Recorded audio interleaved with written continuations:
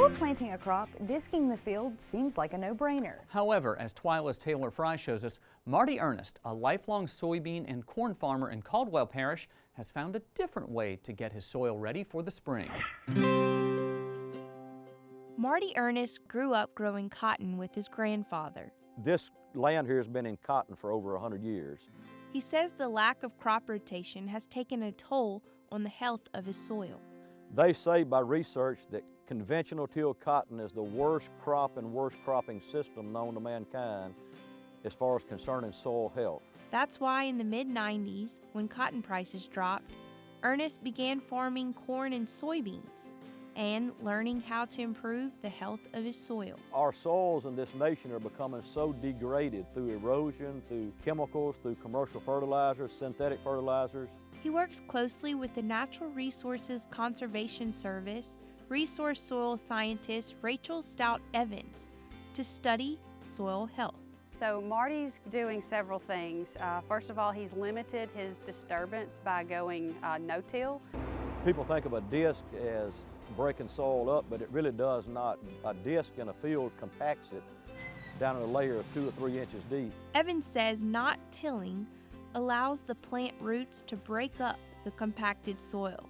It's just slowly healing over time with the plant roots and the microbes working together, producing organic matter, creating pore space, holding the particles together in a different way, holding the pore spaces open. You start to see how dark it is in this surface. That's where the organic matter is starting to accumulate. And he's getting the same results as he would as if he came in here with a disc and rode everything up and had a fluffy seed bed again. He's getting the same results after 7 years of increasing the organic matter. Along with no-till, Ernest also plants winter cover crops. With the vetch, with oats, cereal, rye, winter pea, and I think there was a turnip in there. You know, you think about people that have flowers, the first thing they want to do is go buy mulch to put in that bed to cover that soil up. He says covering the soil protects it from erosion and helps it to retain moisture. We have last year's corn residue here in the field, and the row cleaners are taking it and just raking it to the sides. And what we have behind that is just a perfectly clean, very mellow, very moist seed trench here that we have perfect moisture under. You know, this is a natural mulch instead of, like I said earlier, people buying a mulch at Home Depot or Lowe's to put in their flower bed. We can't buy a mulch on 600 acres, but we can grow our mulch through cover crops. Using crop diversity, rotating from corn to soybeans, also benefits his soil. So he's got diverse root systems that are growing year-round. And with that, again, it's feeding the biology, and different plant roots have different structures. They may penetrate the soil in different ways. They're putting off different root exudates that bring in the different soil critters.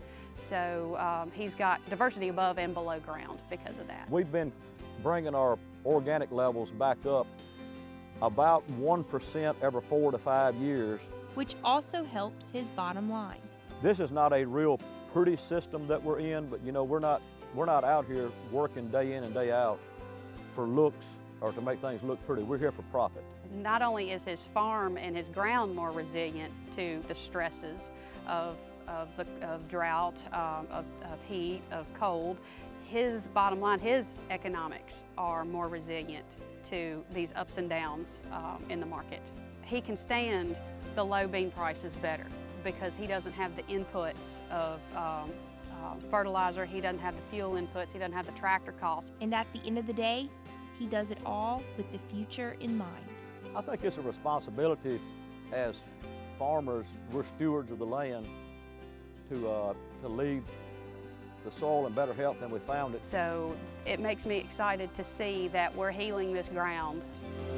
For This Week in Louisiana Agriculture, I'm Taylor Frey. Because of the success Ernest experiences with his cover crops, He became a licensed seed dealer in Louisiana and harvests his own Bob oats and Cossack black oats to supply farmers in the state and region. Buying locally grown seeds, well, that cuts transportation and shipping expenses for farmers. Very smart. Still to come on Twyla. With tourists leaving town, have crawfish prices gone down? Find out next. But first, a strong reaction to one candidate's poor choice of words. Stay with us.